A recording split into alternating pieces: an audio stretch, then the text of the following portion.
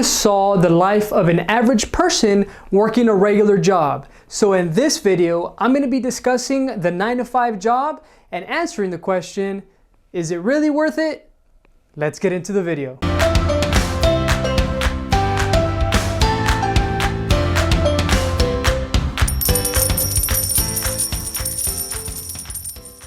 What's up YouTube? My name is Ivan Acosta and I make videos on personal finance. However, today will be a little different, so I hope you enjoy this type of video. If you're new here, make sure that you subscribe and also be sure to comment your thoughts below.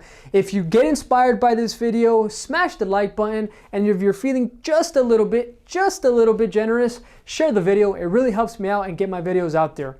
So first things first, I'm not here to bash on your job or tell you that you need to quit your job or that you're wasting your time working.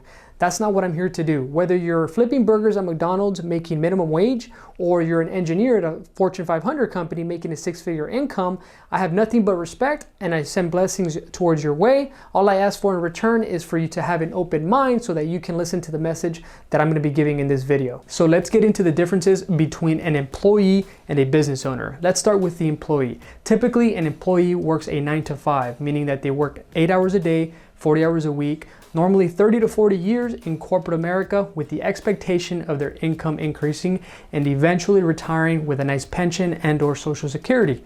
Now with the business owner, normally at times begins as an employee but retakes control of their time because they have bigger aspirations of going into business for themselves. They invest a lot of time and energy and capital into creating value around a product or service that serves a certain community, and they eventually become financially independent. So the employee takes more of a conservative approach because they seek job security, which by the way, that does not exist. They seek great job benefits and a steady income for safety and security. However, the business owner takes more of an aggressive approach because they fund their business with debt, personal funds, or by raising capital through investors. So they understand that the higher the risk, the higher the reward. So when it comes to comfort levels between the employee and the business owner, it's day and night. You see, with an employee in the workplace, they tend to be in a more comfortable zone, a more comfortable position. The reason why is because they're on a fixed income. Whether they're on a wage or a salary, no matter how much effort they put into their job, they could be on their phone all day and do minimal work, or they can outwork all of their coworkers. They expect to get paid the exact same thing.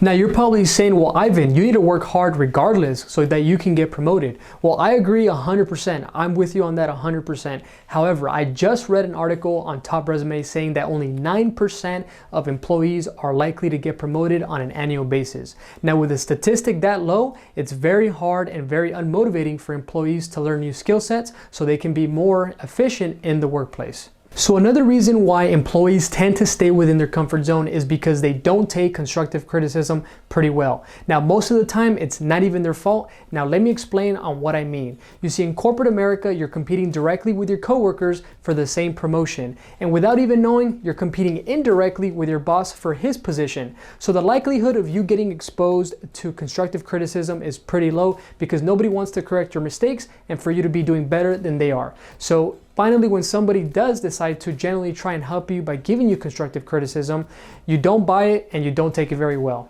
So business owners also have a comfort zone. However, they're more likely to step out in order to meet certain goals and objectives and grow their business. You see, business owners are not afraid to fail. They understand that failure is a lesson, they learn from their mistakes, and they move forward. You see, unlike employees, business owners love constructive criticism because it shows them where they're failing in their business and how they can correct it. So another major difference between the employee and the business owner is what they do on their spare time. You see, we only have 24 hours in a day. 8 of those we sleep. Most of us have a 9-to-5, so 8 of those we work. Between breakfast, lunch, and dinner, we're only left with 5 hours a day. So what are we doing in our spare time? After a long day of work, the employee feels content with the accomplishments that they've had at their job, so they go home, they relax, they go on social media, they turn on Netflix, and they prioritize personal entertainment. Now, the business owner understands how crucial his spare time is, so he prioritizes investing into himself and his business. You see, if you were paying attention earlier, I did mention that in most cases, business owners start as an employee. Okay, now these potential business owners go to their 9-to-5, they get their job done, they go back home, not to relax, but to start and work on their own dreams with the aspiration of leaving their job and going full-time into their business and eventually scaling that business as well. So the employee works for instant gratification while the business owner sacrifices instant gratification to receive delayed gratification. So last but certainly not least is the way both the employee and the business owner earn their money. You see, not every dollar is earned the same. The employee trades his time for money, where the business owner creates value around a product or service and gets paid on profits. You see, the employee is very limited on what he can make. His income is very, very limited.